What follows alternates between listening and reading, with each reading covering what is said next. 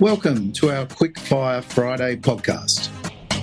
This is the Grow a Small Business Podcast Friday series, designed for people who need big insights in little time.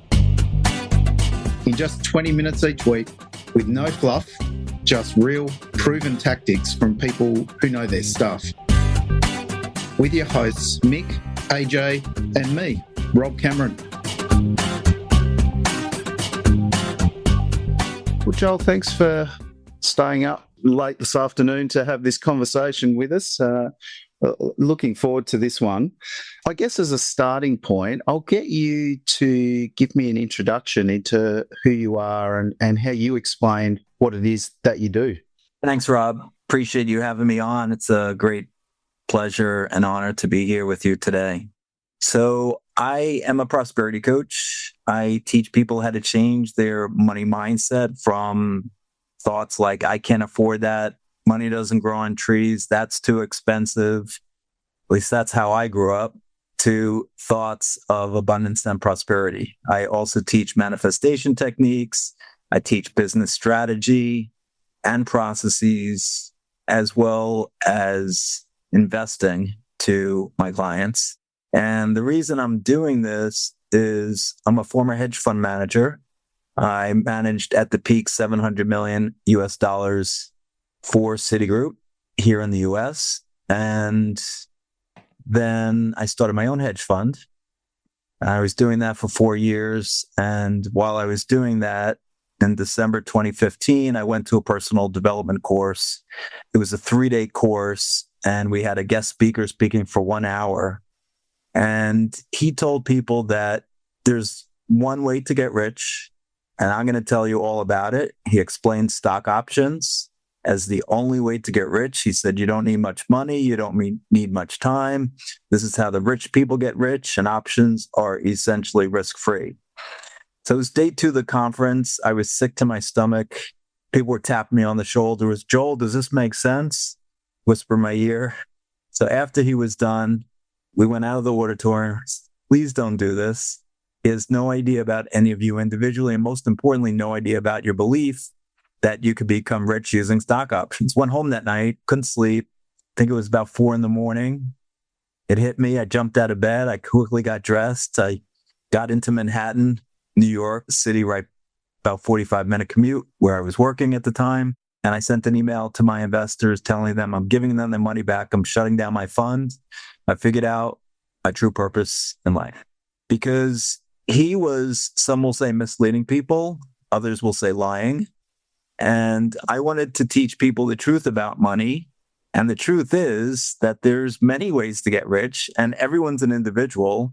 And in that room, out of 200 people, a handful will likely to become rich using stock options. But the other 195 people could become rich another way. And I knew that, but they didn't know that. And so by the way, my biggest fear that day in December 2015 was public speaking. And I knew I needed to overcome that fear. So I have since then. And so that's why I'm doing what I'm doing. To teach people the truth about money, to have them stop worrying about it, and that they can live the life of their dreams now. So tell me, who are the typical clients that are seeking you out these days, and what is it that's bringing them to you? Yeah, so it's mainly spiritual entrepreneurs. So these are the Reiki master, the life coach, the hypnotist, the energy healer, the yoga teacher, the meditation teacher, those kinds of people, who health coach, nutritionists, just giving you some examples, other mindset coaches. And they come to me either by referral or by ads, because they are not generating the earnings from their business that they could be, either because they haven't created a process or strategy, or they don't have the mindset of the millionaire or billionaire. And so I teach both of those pieces because I believe you need to have both mindset and strategy. There was a mindset teacher that I actually taught, and her mindset was way up here. but she had no strategy and no process. Right. And then I've taught people who have great strategy and process. They know they have the funnels, they have the systems, but their mindset is like down here. And it's because when they were growing up, they were taught you have to work really, really hard to be rich and successful, or you can't be a good soul and be rich. And so they have these limiting beliefs, generally going back to self-worth and self-esteem, that we need to shift first and then create the strategy. I don't believe that you can implement strategy with a poor mindset. So people go out there will I'm all about strategy. I'm about strategy and work. But if you're down here in massive limiting beliefs around money, you could create some and then not retain it anyway. So don't you want to create it and retain it? Makes perfect sense. So tell me a little bit about the process that you take your clients through. I mean, you talk about strategy and mindset. I mean, do you tend to work on them both at the same time? Or I guess, listening to what you've said, perhaps it depends a bit on where people are at when they come to you? Absolutely. So I teach individual to the person. That's one thing that I do differently than that guy standing up on stage. He was pushing a product. Yeah. And other people are pushing services, but I teach to the person. So it depends. First, I have them fill out a financial freedom survey, and then I have them fill out a money personality type survey. And so they know what their money personality type is, and they know where they stand in terms of their financial freedom number, what their beliefs are. So if somebody comes to me and their beliefs are way up here, like they don't have any limiting beliefs, and I go through a series of steps to figure that out through an intake form, through the financial freedom survey, by asking them to rank their level of belief on different affirmations. And once we've done that, and I see where they are on the belief scale of 1 to 10, 10 being absolute faith. I know this program is going to work. I believe in myself. I believe in you. And 1 being massive doubt. There's no way this is going to work. Depending on where they are in that scale of 1 to 10, we work more or less on mindset. And then once we have that strong foundation, then we get into strategy and process. Does that make sense? Yeah, it does. So let's bring it to life a bit. Give me an example of someone who's come to you and maybe just tell me a bit about where they started and where you were able to take them through this process. So Bridget came to me about 18 months ago, and she was doing her dream job on the side gig. She wanted to make it her full-time job, not just a gig. And she was working full-time, and she was doing this on the side, but she wanted to work with me so that she didn't have to have the full-time job. Fantastic. And so she had her business in place, but she didn't have the belief that it was going to generate enough, and enough was averaging $10,000 a month for her to be able to live just on that. She was doing it on the side, and doing it on the side meant about 20 hours a week. And so she came to me and said, look, I can't do this full time yet until I'm making at least $10,000 a month. She was making 3. So first I worked on her mindset, her money mindset. She's a mindset coach. We worked on her money mindset because she was teaching others general mindset issues, but I teach specifically money mindset. And she had some pretty strong limiting beliefs around mindset. One of those was that she could not charge $5,000 for a program. He didn't believe she was worthy of that amount. So she was charging 3. So the first thing I did was work on affirmations with her, created some audio files for her so that she changed this programming for her worthiness so that she believed that she was worthy of at least $5,000 in over 90 days. And then she started repeating it to herself, the investment in my program is $5,000. The investment in my program is $5,000. And then she started visualizing it. She visualized people coming to her and saying, tell me what the investment in your program is. I want to sign up. She told them, they jump in. And so within 60 days, she was averaging $10,000 a month. Fantastic. And this was still off the side of her full-time? Yeah. Wow. Good on her. She hadn't shift. And so now she quit her job and she's doing it full-time. Brilliant. What a great example. So she was able, sorry to interrupt, Rob, she was able to triple her earnings within 3 months. Just back of the envelope, if she increases her pricing from 3 to 5, it's a huge increase. Right. 66% increase. Yeah. And to be open with you, I told her that's the minimum. She should be pricing higher. What she was doing, and I'll argue probably what you're doing and I'm doing, we're helping clients create their dreams. And their dreams are priceless. But we're not charging priceless, anywhere near priceless. No, and so I actually told Bridget that, hey, you know what you're doing is if we were doing this kind of work 2,000 years ago, it'd be like you are a cow farmer and you're trading with a chicken farmer and you give the chicken farmer 10 cows and the chicken farmer gives you back 1 chicken. That's what's going on. It's an inequitable exchange of energy. Yeah. And so the universe is feeling that and saying, okay, well, if you only want to get paid $3,000, that's all you get. But she should have been charging $10,000 because she's changing people's lives. Yeah, it's such a good point. And certainly, I guess I see that a lot with business owners that really struggle to price fairly reflecting the value that they're creating. And you're right, it is a mindset piece, absolutely. And I guess hearing that story about Bridget, strangely, it seemed to be a mindset issue, not so much a strategy issue. It was both. So I didn't get into the strategy piece, but she was not reaching out enough to potential clients. She was not being visible enough. So that was another part of it. Yeah.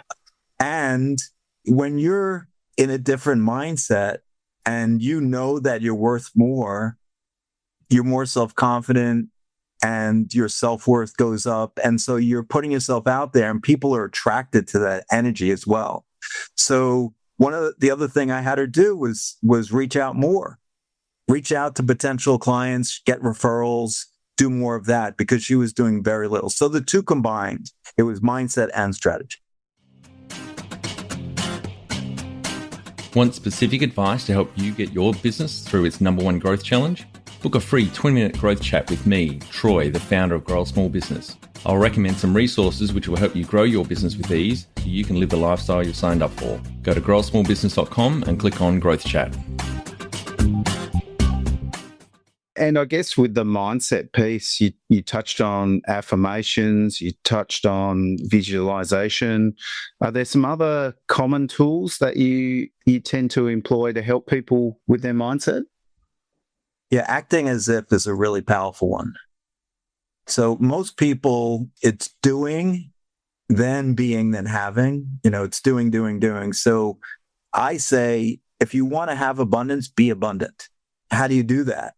Well, you don't even have to spend money. So suppose your business is generating $20,000 a month, $240,000 a year. What would you do? Would you hire another assistant? How big would your team be? Why not act as if that's happening? So go interview. You don't have to hire them right away. Go interview some virtual assistants or interview a chief operating officer or interview your chief financial officer as if you're about to hire that person. You could also just do some searches. You don't even have to do the interview. Just start, gathering resumes, right? You don't have to do the interview, but you're acting as if. How else could you act as if your business is much larger, right? So maybe you're going to celebrate with a trip to New York and have a beautiful dinner at Cipriani's on 42nd Street. So check out what it is for like a price fix at Cipriani's. You're going to fly people over from Australia. your top 20 clients, and you're acting as just price it out. So, because you're making so much more than you are now, you can afford to bring the top 20 over, and it's, I don't know if it's $20,000 or whatever it is, and you could see yourself speaking to them, acting as if. That's visualization and acting as if combined, right? So that's being abundant before you have the abundance. And from a strategy point of view, are there common strategies that you help people with? I mean, what we've just talked about there was obviously there was an important piece about pricing, and you touched on some marketing side of things. Are there some other sort of common areas, or is that very dependent on the person and the business? I've found in general that sales and marketing are the two pieces that most spiritual entrepreneurs have money blocks around. For whatever reason, the sales piece, they feel like it's not spiritual. And I have to convince them that it's the only way you're going to be able to help a lot more people and change lives is by getting out there more and being more vulnerable. Therefore, it means being more visible. And a lot of these people also are people pleasers, right? They don't like it when somebody is attacking them or the haters. You just have to, have a thicker skin and know that, not everyone's going to love you, and send them love anyway. So it's generally sales and marketing I found is the where the spiritual entrepreneurs fall down the most, along with the money mindset. And it's probably not just the spiritual entrepreneurs. I think a lot of the business owners we work with probably find sales and marketing to be a big opportunity as well. So if you had to give one recommendation to business owners who have listened to today's podcast that they could take away and implement, what would the one thing be? It's hard to give one thing, but one of the things I would say is #doubt the doubt. Have faith in the dream. Don't have faith in your doubt. And it's a big mindset thing, because when in business, in small businesses and in large businesses, like I'm an investor, former hedge fund manager, as I said. So it's very rare that you see sales and earnings going like this, up and to the right all the time, right? It's like this, right? There's ebb and flow, or I say flow and less flow. So when there's less flow, you have to still have that positive mindset of, I can do my dream, not giving up, not getting down on yourself. And so #doubt the down. The other we just talked about, acting as if, is really powerful. Yeah. It's when you're doing business planning, when I started my hedge fund, the broker that I was using was helping me market. And they said, you got to put together a presentation, your 3 to 5 year plan with the numbers. And so I put together a presentation for how much assets under management, how many people were working for me, how much money I was making out 3 to 5 years. I was acting as if that was the scenario that was going to play out. And they were investing and giving me money to invest because of that potential scenario. So when you're doing business planning, a lot of my clients look at me like I have two heads when I say, what's your business? Show me your business plan. Like, what are you talking about? Like, well, how much money are you going to be selling? How much money are you going to be earning in 3 to 5 years from now? And how are you going to do it? And just by putting that out there, you're acting as if. Joel, if this conversation has triggered some interest from our listeners, where can they find out some more about you and the work that you're doing? Yeah, so salamour.com, it's SALAURMOR.com. So my company name is named after my daughters, Lauren, LAUR for Lauren, MOR for Morgan. And anybody who jumps on a call with me will, from this podcast, just mention Rob, and I'll give you this incredible free offer. In addition to jumping on the call with some 30 minutes of coaching, I'm going to give you a process to ease your money worries. So if you've ever been worried about money, or you're worried about money now, just get on the call and I'll give you a process to ease your money worries. Brilliant. Well, that sounds like a very appealing offer. So appreciate that, Joe. Excellent. Well, thank you so much for the conversation. That's something I've definitely taken a lot away from. So I really appreciate your time. Thank you, Rob, for having me. I appreciate you. We'd greatly appreciate you taking a couple of minutes to leave our podcast a review on iTunes. If you don't have an account, simply follow us on Spotify. You'll help other small business owners find the cast and valuable content our guests share.